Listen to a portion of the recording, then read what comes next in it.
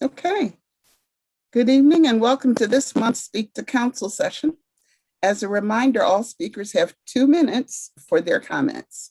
We ask that speakers address council with the same respect they would expect and to avoid the use of profanities. A staff member will notify speakers when they have 30 seconds left, and speakers will be removed from the Zoom call once their time has expired. Staff members will read the first 2 minutes of all written comments submitted.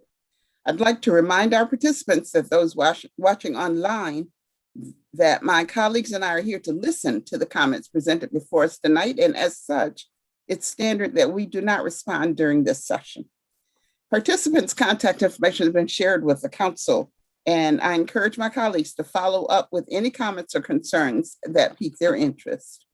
If you're participating on Zoom and watching a live stream on your YouTube, while you're waiting to join the meeting, please remember to mute the live stream before entering the Zoom meeting, or you'll hear a confusing echo of yourself. So with that, we'll begin our Speak to Council session. Inez Burns Nix by Zoom. Is not in the waiting room. Tiara Grayson. Tiara Grayson here. I do not approve the legislation on banning people from riding illegal vehicles in the city, which was brought in by Jose Pio. This legislation is harmful to the Rochester community by taking funds that many already do not have and further depleting them. There are several reasons of support here, but to name a few, city folk residents, racial minorities, Black and brown predominantly, are disproportionately affected by DMV fees, which leaves many to drive with revoked, suspended licenses. New York State makes hundreds of millions of dollars off of these very traffic infractions. With that being said, we have also seen increases in jail incarcerations due to non-payment and not showing up to court for these traffic infractions. When these fees go unpaid and these unpaid citations negatively affect the status of one's driver privileges, this leads to adverse effects. These effects include hurting homes with potentially one licensed driver and opening the doors for more legal issues, incarcerating potentially the only working person or the only adult supervision in a household, all over a nonviolent offense. This is very likely to happen, especially with the high fee amounts. If one is caught, it is a $650 fine plus about $2,500 in impound fees. People will still 30 seconds. People will still utilize these vehicles and cannot pay the fees and will get deeper and deeper into the hole. This targets and ostracizes certain people. Think about it. It is easier to purchase an ATV or snowmobile compared to an actual vehicle, comparing a couple hundreds of dollars to thousands due to the cheaper price, and they save on fuel. I recommend working with building and zoning and creating a space for people to drive these vehicles, since you refuse to make room for them like the city has done with implementing bicycles onto the streets and even motorcycles. Mike Bulger by Zoom.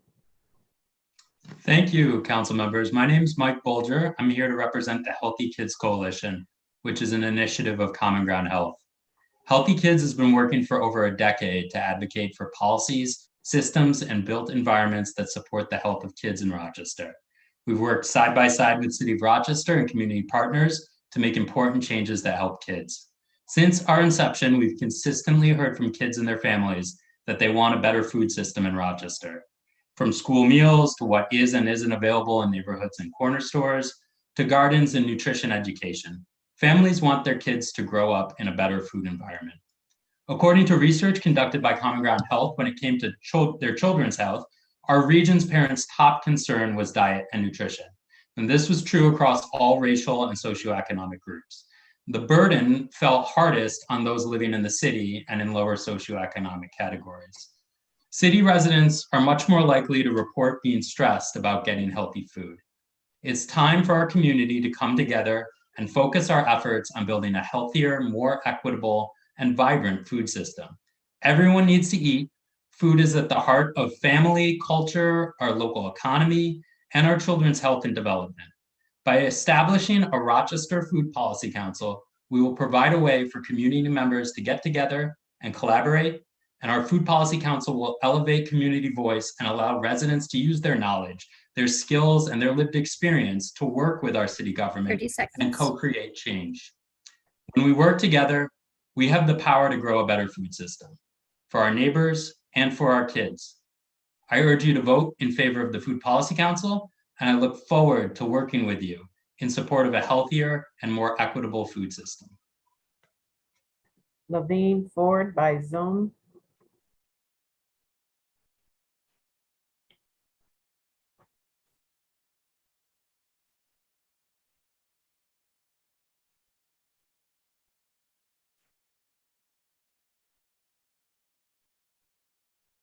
Ms. Ford? You're on mute. Can you unmute your mic?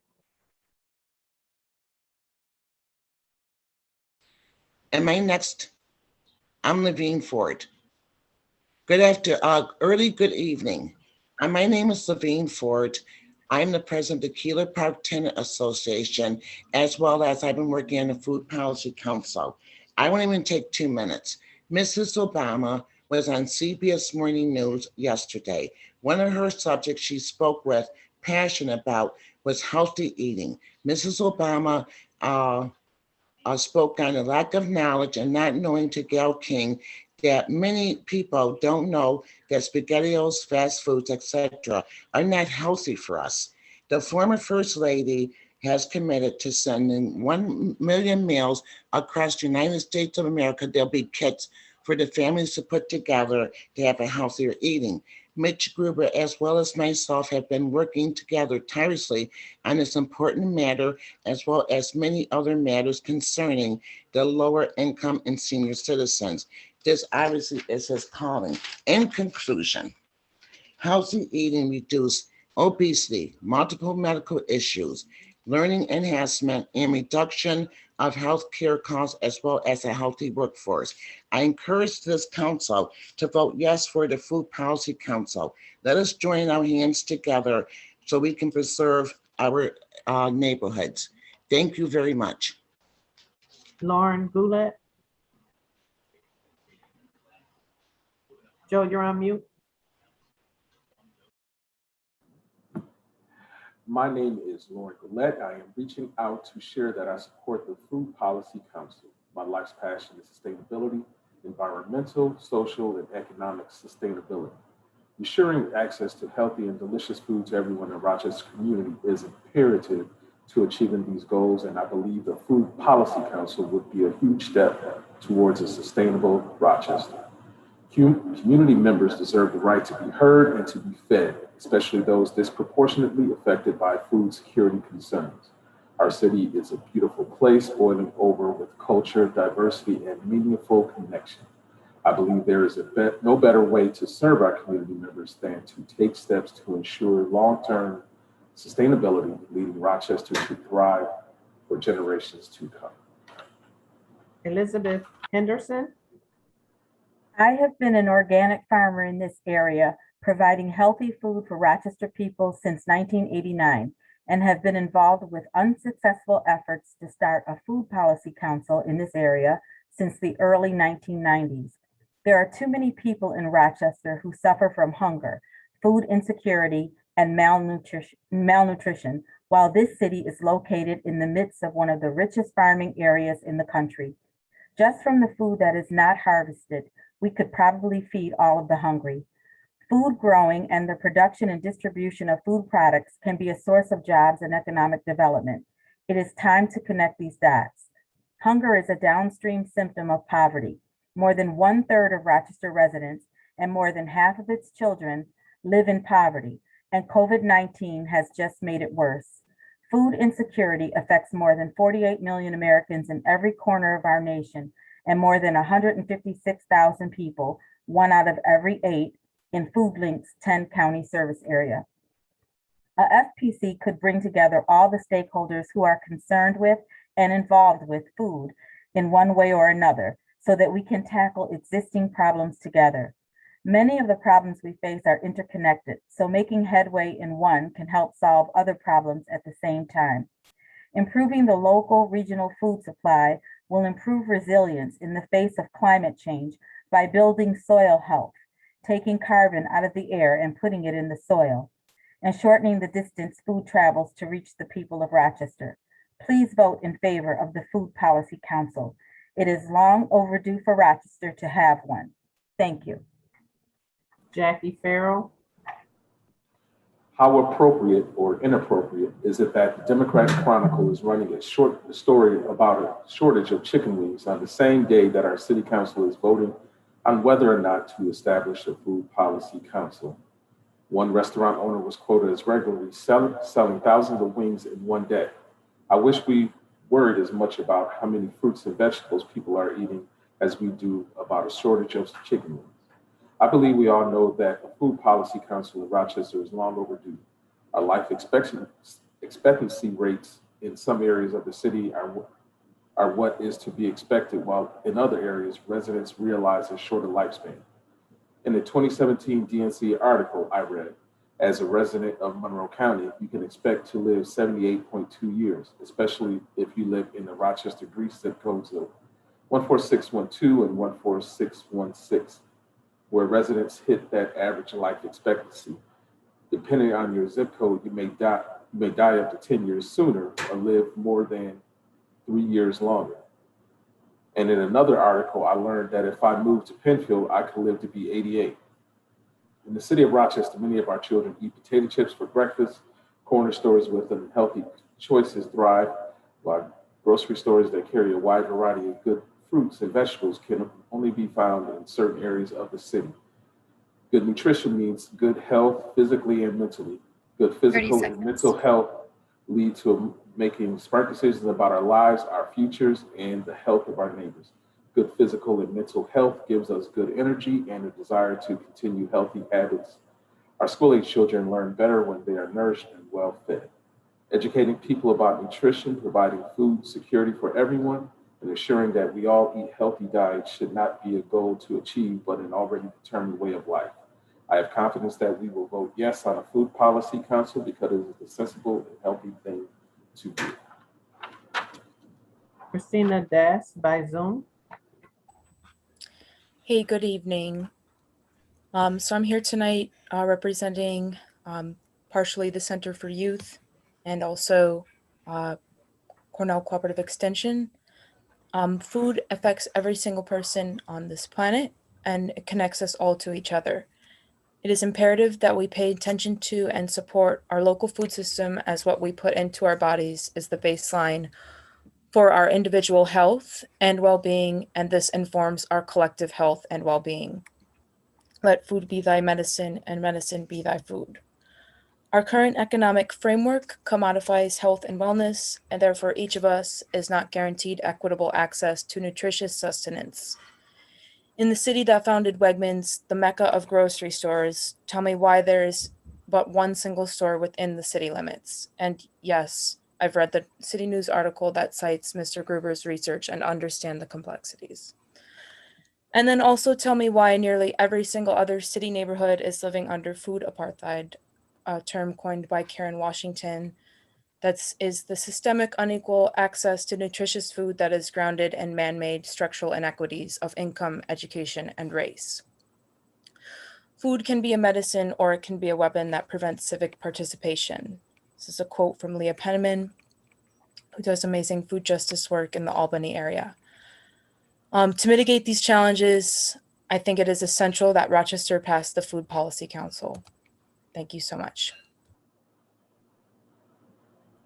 Thomas Silva. My name is Tom Silva, and I am writing to ask you to support the creation of Rochester's first Food Policy Council. I have been involved in this project as an employee of FoodLink for nearly 2 years, and I am proud to have contributed to the development of a body that will increase citizen control and participation of our food system. In some neighborhoods, we see an abundance of restaurants, gardens, markets, and accessible, healthy food. In others, Our neighbors must travel well outside their home to get the food they need. This inequity has been created by policy and divestment and can only be undone through policy and public will. A food policy council is a vehicle for residents with a diversity of life experiences to shape the food landscape in their own community. Food is a human right, and it is the responsibility of good government to ensure that all people can eat, grow, and share the food they need. Our project team has talked with hundreds of individuals from every quadrant, and we look forward to bringing their passion into public policy. Over the next few months, we will be casting a wide net to recruit and select the first Food Policy Council members. Please join us in establishing an avenue for everyday democracy in Rochester's food system. Cecil Coleman by Zoom.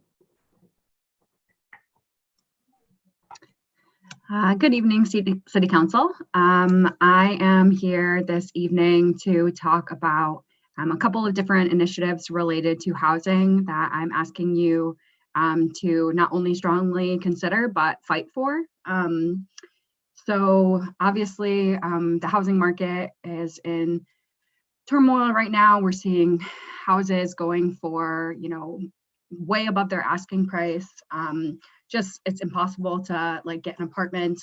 And we have this moment where we can make some really incredible structural changes to how our housing system works in order to prioritize community control of land and rent that is controlled and maintained by the people who live in the community. So there's a couple of policies that I would urge you to consider. And the first is the Tenant Opportunity to Purchase Act. I know many of you are extremely interested in this, but are always asking how we're going to fund it. And to pair with that, I would ask you to consider the Tenant Purchase Assistance Program. This is a program that was, we have looked at DC's model for a similar program, and we're asking for an allocation of $3 million in the budget in order to really start to shift the dynamic. And that program would allow for not only the assistance of purchasing those properties, but also the facilitation of getting those properties into home ownership. And yeah, you guys have a lot to think about, but have a great night. LaDonna Harrell by Zoom. She's not in the waiting room. Wanda Cooper by Zoom. She's not in the waiting room either. Thank you. Jasmine Regler, Zoom. Yes, can I go right now? Okay. Yeah. Hi, council members. So around this time last year, I advocated to y'all to end the testing for THC, and y'all did that, and I thank y'all for that. Today, I am asking y'all to continue with the plan of reinvesting the revenue from cannabis into Black and Brown communities. Last month, there was someone that came on and said that that policy is racist, and I urge y'all, please do not let this narrative be changed. It is a must that the revenue from cannabis be reinvested back into Black and Brown communities. And I'm here just asking y'all to continue to move forward with that plan. Thank you. Ben Hart by Zoom. Hello, I'm a local property investor. I own rental property in the city of Rochester. I would just like to say that I think that landlords are being treated very unfairly right now during this eviction moratorium. I don't think we should be prioritizing, potential legislation with unintended consequences, such as, forcing people to give priority or purchase. And I just think, we have a majority of tenants, and that doesn't mean that we can ignore a minority of people who have worked hard. I built my business over 10 years when other people were having families, going back to school, traveling. I was working all my 20s to build a real estate business. And right now I'm not able to get rent from Thankfully, I am able to get rent from a lot of people, but there's definitely one person that's taking advantage of this eviction moratorium, owes $11,000, continues to be abusive, verbally abusive to me. He's using the attic as a livable space, which he's not supposed to. And I'm not able to get relief because he won't sign a lot of paperwork. He won't cooperate. He's even cursed at me when I've said, hey, I'll help you fill out the paperwork. And it's just very unfair, very unkind. And I think 30 seconds. and I'll end with this. I've said a few things about myself. I'm short on time, but I'll say this from a former tenant. Ben Hart has been one of the best landlords for me. Renting from him has been easy and professional. Whenever there was a problem, he made sure to look into it promptly. Communication with him, it was easy as well before, during, and after my 3-year stay. Even when I was moving out, he let me stay at his house the night before I moved again. Thank you, Ben, for your kindness and professionalism. And the reason was because his bed went ahead of him to Connecticut, so I didn't want him to sleep on the floor. He had some mail delivered there. I forwarded it to him. So thank you. Alexandria Mockbee.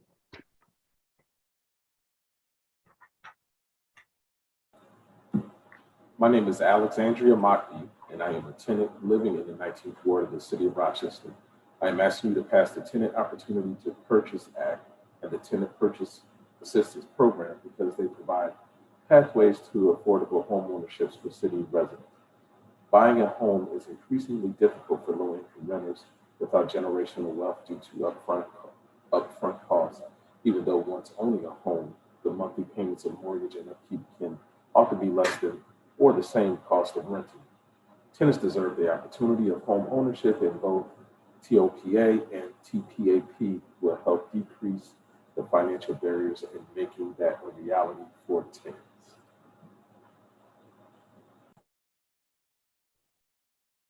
Reedy Singh by voicemail. Good evening, Council. My name is Riddhi Singh, and tonight I am asking you to pass the Tenant Opportunity to Purchase Act and create the Tenant Purchase Assistance Program. Rochester is outpacing the rest of the nation in rent hikes. And a 2019 study by the Nonpartisan Fiscal Policy Institute found that 60% of minorities in the city of Rochester are rent burdened, paying more than 30% of their income on rent. The Tenant Opportunity to Purchase Act and the Tenant Purchase Assistance Program would open up new pathways to affordable home ownership for our renters. Rather than paying rent their whole lives to out-of-city and out-of-state landlords, tenants would be able to purchase their homes. This would be key in improving the rates of Black home ownership in the city of Rochester, which, as you know, are disproportionately low after decades of discriminatory housing policy. Thank you. Dr. Bita Gamalak Cavicchio. I'm writing to discuss what should be done with funds from the legal sales of cannabis. I wholeheartedly agree with Mayor Lovely Warren's proposal that the funds should be used for reparations to the damage done in the past to Black and Brown communities in Rochester. This intergenerational damage and its lasting effects have been well documented. Linked to DNC article published in February of 2020 titled, How Rochester's Growing City and Suburbs Excluded Black Residents. We must all come together to right the wrongs of the past, and I see this as the perfect opportunity to do so. As a white woman living in the 19th Ward, I do not think that using revenues from cannabis sales is racist. It is a socially just and necessary step in creating an equitable community. In the long run, when we lift up our Black and Brown neighbors, everyone in Rochester will benefit. I look forward to hearing how these funds will be utilized. I hope that they will be used to assist individuals as well as to ameliorate the neighborhoods themselves. I encourage the City Council to explore the amazing work of Dr. Eugenia South in guiding these decisions. Link to URMC webpage with some of Dr. South's work. Shahada Sampaulin by Zoom. Hello, my name is Shahada Sampaulin, and my question is where's the protection for the tenants who exercise their rights and submit complaints and then are faced with retaliation and threats of eviction? There's laws regarding retaliation. And I'd just like to know, where's the accountability? Shirley Thompson, voicemail.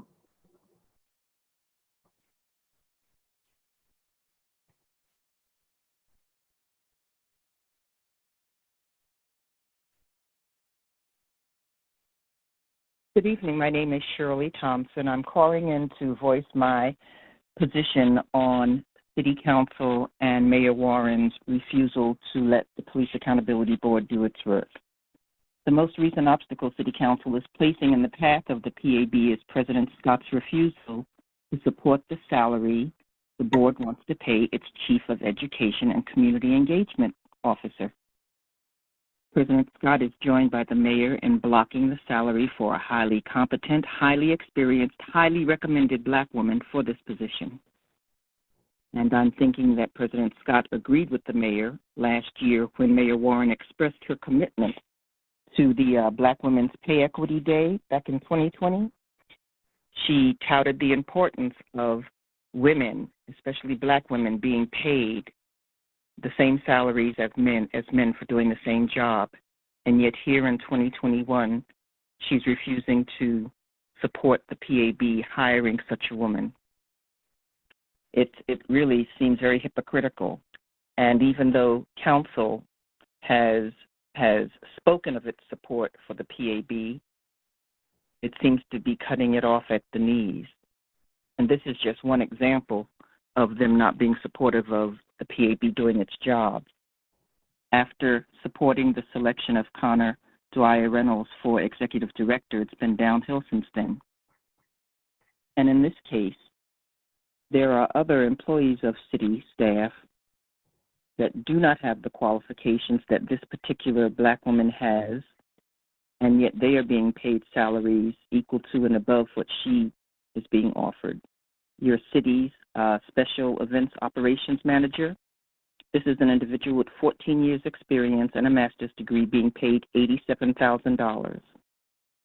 There is the city's associate communications assistant, 15 years experience and a master's degree being paid $91,000.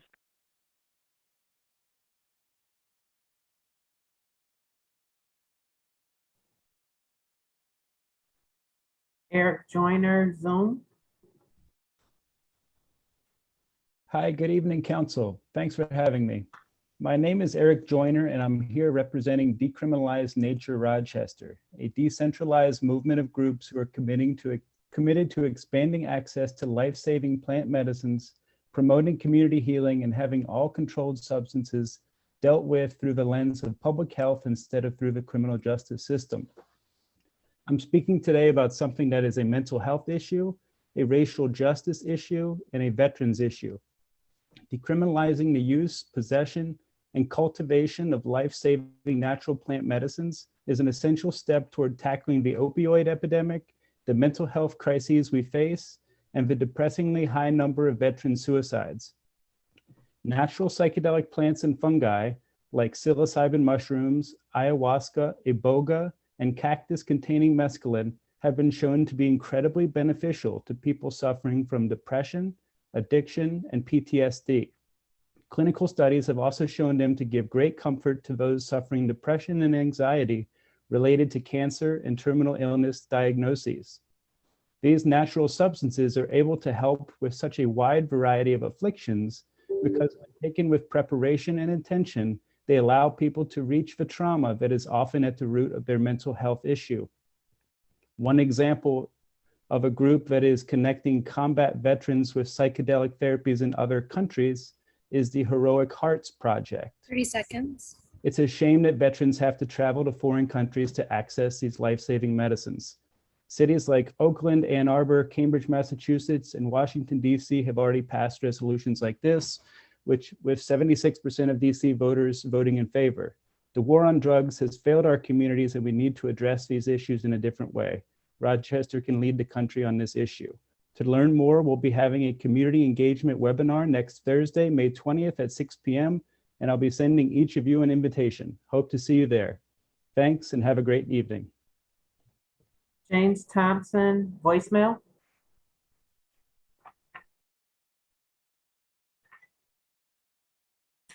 Hello, my name is James Thompson. I'm a taxpayer, and I'd like to talk about the Police Accountability Board staff. As folks know, in November of 2019, there was a referendum. I, like many other citizens, taxpayers, and voted to install the PAB. It was very exciting because of the decades we had of versions of the CRBs that didn't work. They rubber stamped everything that the PSS, internal affairs part of the police, had. So now we have a PAB, but they're not the same as a civilian review board. They have to do independent investigations that are really on line with being with having a court and being a jury, and they need to be set up as an initial government agency. That means they have to be carefully vetted. The people who serve to administer this PAB. So now we're looking at staff. There's been a process for months of vetting the proper staff, really pretty grueling for the PAB to get chief of education and community engagement. And this is very important to connect with the people. And this is a Black woman who they selected. We need equity in hiring. There are many people who have the salary. There are not many, but there are several people in city employed by the city who have similar salaries that are not Black women. They're white males, and this is where we need to look at who can serve the city. These people are who were vetted by the PAB are highly qualified, and there's a danger that if we do not hire them, we will have a less than able PAB.